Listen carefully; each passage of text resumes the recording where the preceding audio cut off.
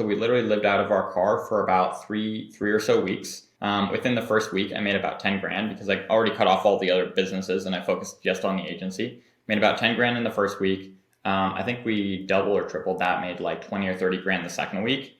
And then after that, we kept going up. By the third or fourth week, I don't remember exactly, we made somewhere from 100 and I think 20 to 150. And then I was like, okay, cool, we're going to get a house now.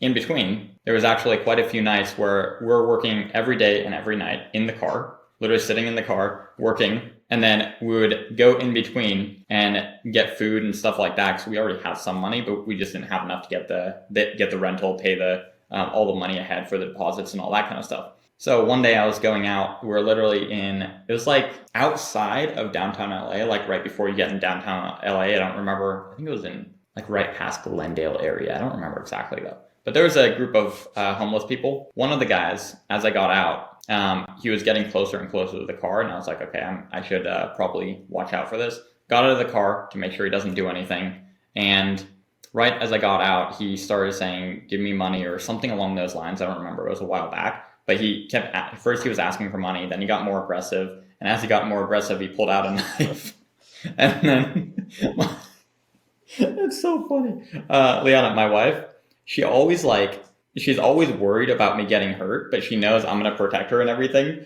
So it's like she tried to run around to make sure he doesn't do anything, and then I just pushed her back. And I was like, "No, get back in the car." She's like, "Okay, fine." She ran back in the car, and then he ran at me with the knife, and then I pushed him back, and so I kicked him back. And then after that, he got up again. I pushed him back again, and then just got in the car and drove off. That's the short and condensed version, but essentially, he was trying to kill, like, he's literally said something along the lines of, "I'm going to kill you if you don't give me money.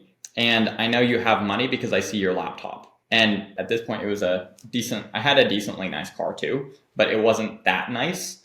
So he had an idea that I had some kind of money or something along those lines, but it was an interesting scenario because literally the next week we're like, yeah, it's a good time to get a house because we're in LA. There's already a lot of homeless people, and it was getting worse and worse at that time too. And then we already had enough at that point, so we got our house, kept building everything up. I focused on the agency, and then just kept growing it there until like 3 years later when I started.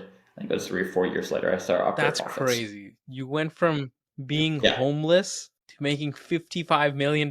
That's crazy. $55 million Yeah. in combined sales.